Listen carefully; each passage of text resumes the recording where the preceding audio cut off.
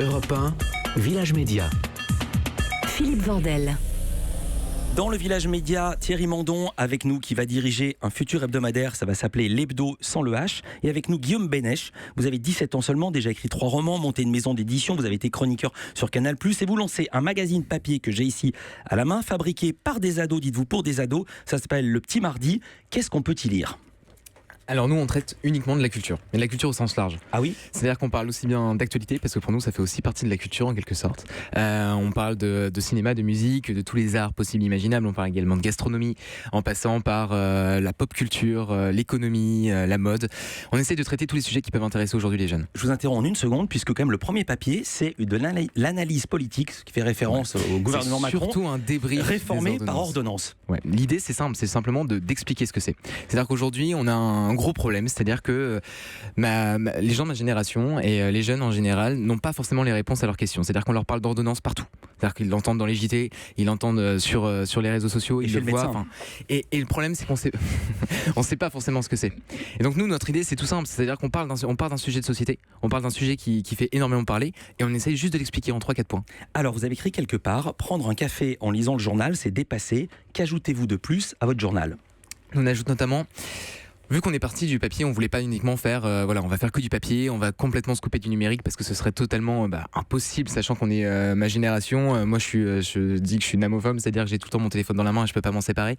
Ce fait qu'il a fallu trouver une technique et notamment une technologie. Ce fait qu'on a réalisé avec une start-up une technologie de réalité augmentée. C'est qu'on a simplement à scanner les pages du magazine avec une appli et on accède à des contenus additionnels. Ce fait que ça enrichit le magazine encore plus. Combien de temps on peut le faire là en temps réel ? Quelques secondes. J'ouvre une page et pendant ce temps, il va scanner la page, voir ce que ça donne. Voilà, et là on a réformé par ordonnance, ici se cache une vidéo et on accède à une vidéo de Public Sénat qui explique justement le code du travail, prise de contact entre Emmanuel Macron et les partenaires sociaux et qui débriefe un peu plus, qui va un peu plus loin que ce qu'on peut faire. On n'est pas dans la culture là ? Ou je me trompe ?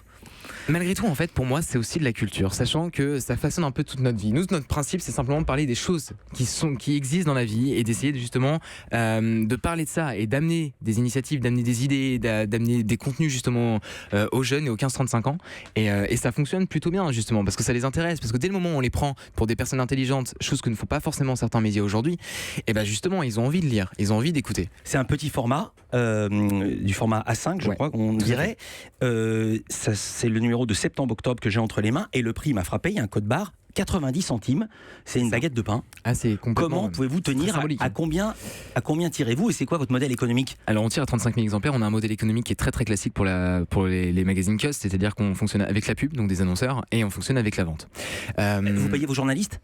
Ils sont tous rémunérés à la pige aujourd'hui. Donc on n'a que des rédacteurs de 16 à 19 ans. Ouais. Donc c'est-à-dire que moi je gagne rien personnellement et puis après tous les rédacteurs touchent en fait tout simplement une pige papier. Et nous justement on a lancé le magazine à 90 centimes parce que c'était la culture doit rester accessible à tous. On est tous d'accord avec ça, mais la question était comment allez-vous faire pour retrouver vos sous ? Tout simplement parce qu'on espère que, et justement, on compte sur nos annonceurs et nos partenaires pour nous aider. Et puis sur les ventes aussi, il y a nos lecteurs qui nous écoutent. Thierry Mandon vous écoute attentivement, il sourit. Vous êtes le patron du futur hebdo qui va s'appeler l'Hebdo sans H. Le prix sera inférieur, c'est un journal payant, le prix sera inférieur au magazine, on peut dire le prix ? Ce sera un peu inférieur à 4 €. Ouais. Mais il n'y a pas de pub. 110 pages sans pub. Zéro pub. Donc c'est 110 pages de textes, de photos, de bandes dessinées. À ma connaissance, si je ne me trompe pas, le seul hebdo qui tient sans pub, c'est le Canard enchaîné, mais ils ont seulement 8 pages. Oui, c'est le choix que nous avons fait. C'est un choix de support papier avec toutes les potentialités du papier, c'est-à-dire c'est bien essayé dans l'écrit, mais c'est de la photo. Il n'y a plus de photos véritables, de reportages photos, de romans photos dans les hebdos, de bandes dessinées, donc des angles d'entrée qui permettent de faire vivre le papier. Et comment on va faire ? On va faire, on sera en kiosque évidemment, on sera beaucoup sur abonnement et on sera surtout construit à partir d'une relation très forte avec nos lecteurs. Ah ben justement.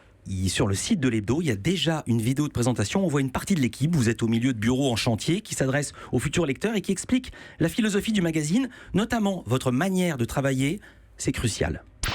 Il y a un point crucial, c'est qu'on va arrêter d'aller à l'hôtel en reportage. Si vous êtes d'accord, on viendra chez vous, vous rencontrer, parce qu'on sait que c'est le soir, quand on rentre du boulot et qu'on commence à se raconter notre journée, que sortent les meilleures histoires. Et je suis sûr que vous avez des bonnes idées pour nous d'enquête et de reportage. Vous allez rémunérer les gens qui vous hébergent ? Non, on n'en est pas là, ils ne le demandent pas. Vous savez, on a Ouais. fait un test sur à peu près 10 000 personnes par mail qui sont des amis de 21 de 6 mois et d'un festival qu'on a organisé cet été à Autun. On leur a demandé comment ils voient une participation dans un projet de journal. Ils disent tous deux choses très intéressantes. Un, nous, on ne veut pas écrire. C'est votre boulot, journaliste, de le faire. On ne demande pas à écrire. En revanche, on peut vous donner des idées de sujets, des idées de personnes à rencontrer. On peut vous héberger. C'est eux qui proposent ça. On peut animer autour du titre et c'est ce qu'on va faire. Et d'ailleurs, la preuve, c'est qu'aujourd'hui même commence une opération de financement participatif. C'est-à-dire des lecteurs qui ne sont pas encore des lecteurs parce qu'il n'y a pas de produit, mais nous font confiance et vont nous aider à financer le projet. Eh bien justement, Thierry Mandon, vous apparaissez à la fin de la vidéo dont je parlais. Darty avait inventé le contrat de confiance. Vous avez inventé le pré-abonnement de confiance.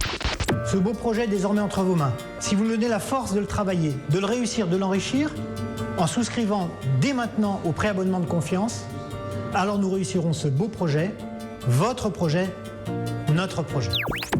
Premier bilan, combien de souscriptions? D'abord, comment on fait? On va sur une plateforme de financement participatif qui s'appelle KissKissBank. Ouais. Kiss avec 2 S, donc 2 fois 2 S, et Bank avec un K. Et on va à Hebdo et on s'abonne pour un numéro, le premier, pour 3 mois, pour 6 mois, pour 1 an. Puis il y a des petites bonifications, des petites surprises, des petits cadeaux.